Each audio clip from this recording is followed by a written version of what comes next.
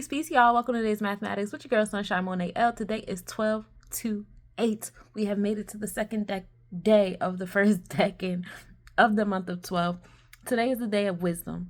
Today we exercise our knowledge and we get this level of discernment, intellect, feedback. The oracle sages, the nervous system lets us know if the knowledge we just received is in alignment with us and our sensors and our antennas, whatever, what have you. 2 deals with chokma energy. Now we're dealing with the Jupiter wisdom. You guys, we're still up here in the upper sephiros of the mind right now, so we love it here. We are also 2 also deals with, the second house. This is Venusian energy. Now we're in the Taurus house of wealth and value, how you value yourself, the different facets of yourself, how you love other people, places, things, situations, and ideas, how you move in forgiveness, how you obtain and maintain your wealth, how you value wealth. Spaces of business is heavy here on the 2s.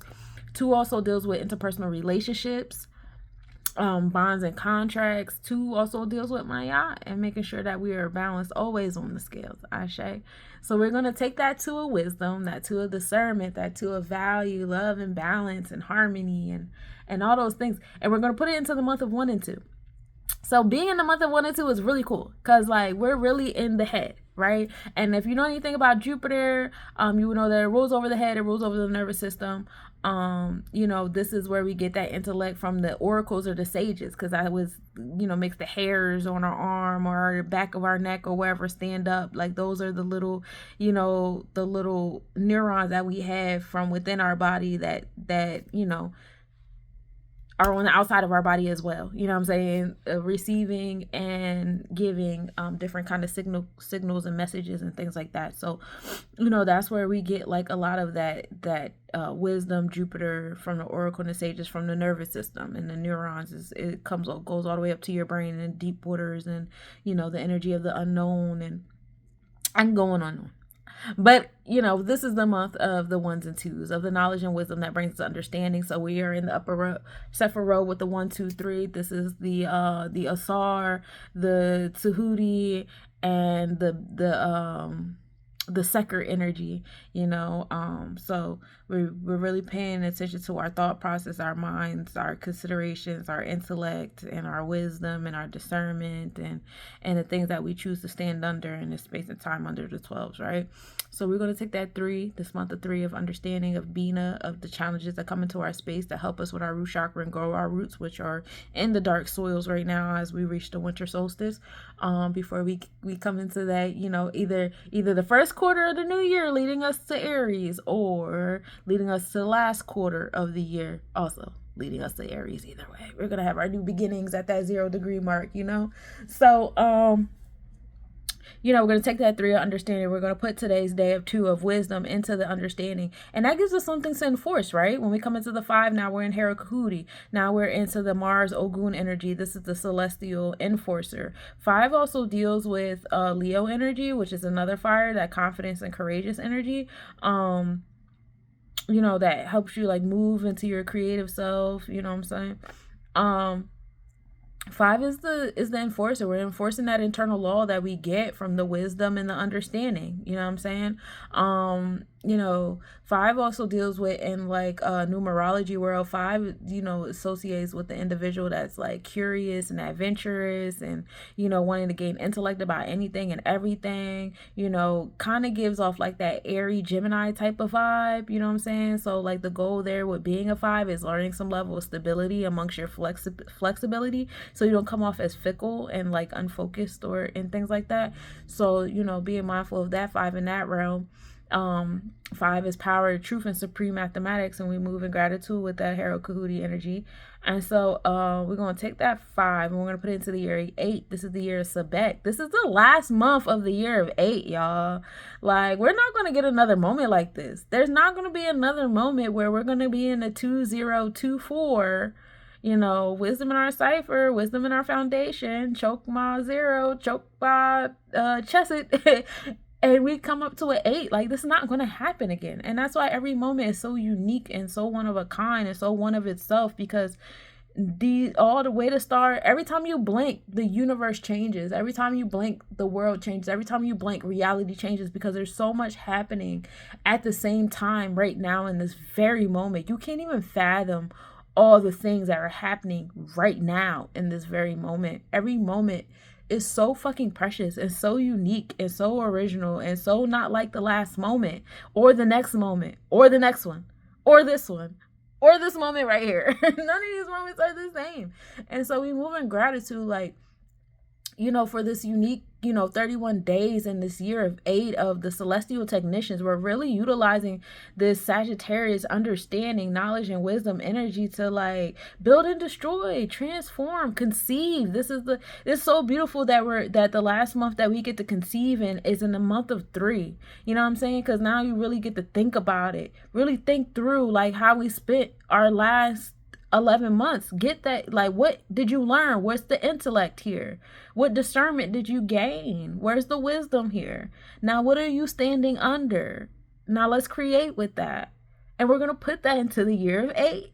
Like, you're not going to get another opportunity. You got 31 days to really like look back. Yo, that's why I was like stressing last January. Bring out the journals, bring out the notebooks. You know what I'm saying? I know y'all don't always see me on TikTok and Instagram and Facebook with these mathematics, but I promise you, if you go to my YouTube, they're up there. Even if I post them 3-4 days late, where I go through, I make sure I cover the days for y'all, so y'all can always go back to y'all birthday, y'all friend birthday, or some type of catastrophic event that one day that person had you fucked up. Whatever you need to do to get some level of knowledge, wisdom, and understanding, so you can build and destroy with it in these next 31 days. Like, that's what we're gonna do, right? We're going to take that 5. We're going to put it into the year of Sebek, the year of high highs and low lows, and the goals to be the homeostasis in the middle, and the year of the wood dragon, this year of leadership and business energy, in the alchemy year of 8, which is associated with nickel. This is the year of Oya ruling over the marketplace, the elders and the witches. I don't care if you're a good witch or a bad witch. Everything is coming out. The truth is coming out. Transformations, and the pendulum is swinging, and the powers that be are swinging in control. All that different stuff is happening. And we're just like in the midst of like some crazy, crazy transformations. And we're just holding on to the best of our abilities. And some of you guys are just like, any other day, like, gotta go to work, gotta go eat, gotta go to get my kids from school. Like, some of y'all just, I'm kind of jealous of y'all people that have the ability to not miss a beat. Like, nah, I'm still gonna keep doing what I was doing in 1995. I gotta go to work, I gotta go get my kids, I gotta get dinner, we gotta go to church. Like, to y'all, sometimes I wake up and I wish I was more like y'all and less like me. But like, it is what it is. We're where we're at, okay? So yeah, we're gonna put that 5 into the 8. It's gonna bring us to 13. Next Friday is Friday the 13th. I hope y'all know. Like, y'all better get y'all moon waters and everything in alignment. Hope y'all put y'all stuff out yesterday during the new moon, because that 13th is gonna be wild.com. It's gonna be a great time. But 13 is a karmic debt number, and it's a karmic debt number because, like, 1 is knowledge and 3 is understanding or expression or emotions. And a lot of the knowledge and the intellect that we have does not come from within. It comes from some man-made substance or space or whatever, right? And it comes from something outside of ourselves. It comes from a book somebody wrote, a movie somebody made, something your parents told you, the pastor told you, your teacher, your principal, your favorite guidance counselor, your best friend, whatever. It all comes from something outside of yourself, right? I'm sorry, these last few mathematics have been so winded, and I apologize. I won't keep you guys too much longer. But yeah, and it's really difficult to stand under your own knowledge, because a lot of the things that we know innately and internally, it contradicts what we've been taught outside of ourselves. Majority of the stuff has been taught.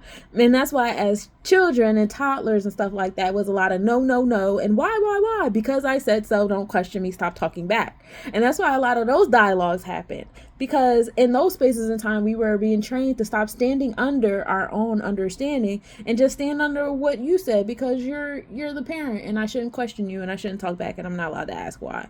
You know what I'm saying? And so like this 13 number becomes a karmic debt number, because not only because of the crazy history of changing, from polytheism to monotheism, and worship of the moon versus worship of the sun, and the paganism. Not only dealing with people like trying to force other societies to bend to the knee to whatever mind control, religious, cultural, socio-economic system they done dug up under the ground, but also on a personal, familial level, also on an educational level, also on a personal level, friendship level and stuff like that. We've been taught to just stand under what other people want. I don't like that. That doesn't make me feel good, so don't do that anymore. So now I'm standing under your emotions, regardless of how happy this activity or this action or this habit makes me feel. I'm going to stand under how it makes you feel instead of standing under how I feel about what it is that I want to do with my time. Like, shit like that. Like, yeah.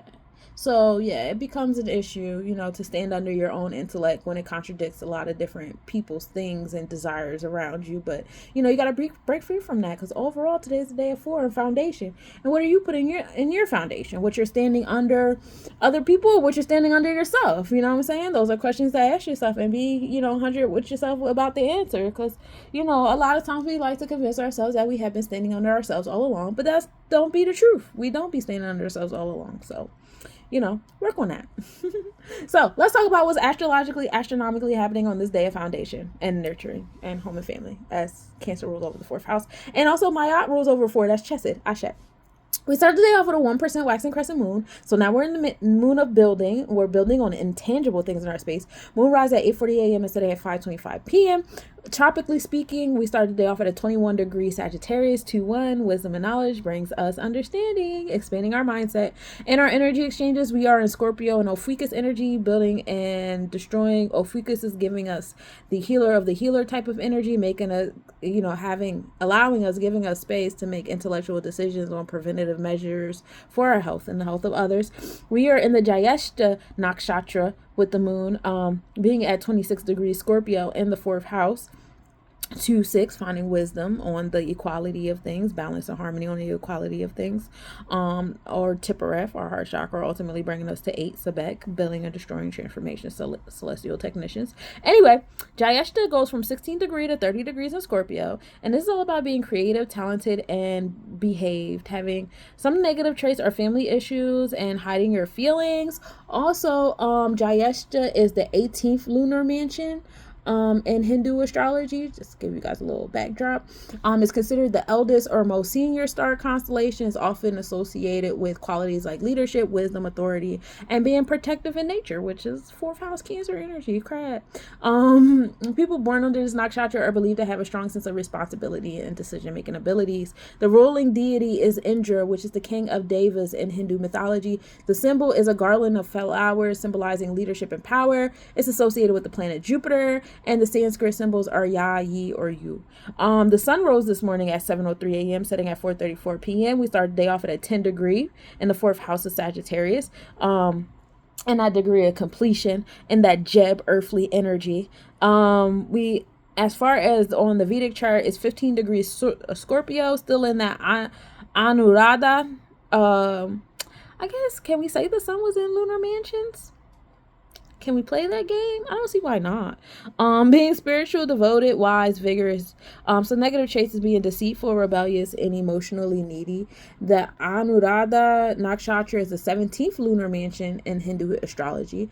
It goes from 3 degrees to 16 degrees of the zodiac sign of Scorpio, and is ruled by the planet Saturn, or Shani, and is associated with harmony, togetherness, and devotion. It's ruled by Mitra, which is the deity of friendship and harmony. Its symbol is the archway or lotus flower. And the qualities are being cooperative, sociable, compassionate, artistic, supportive, and capable of bringing people together. We love it here. The comet 13P Obers is in conjunction with the sun today. That happened this morning at 12:27 a.m. with the comet being 10.4 degrees north in the Ophiuchus constellation. Comets bring the ancient celestial information that we need. Aldebaran was opposite the sun at 1:47 a.m. Best visibility of the year. Evening visibility of the moon begins. The max declination of the moon during the current moon cycle is at 5:24 p.m. and Saturn is at the best evening visibility of the year. Mars and Persepi are also at minimal angle in the Cancer constellation. Persepi being, the eye, giving us that deep insight and a little bit of disgrace and crime and maleficent type energy too.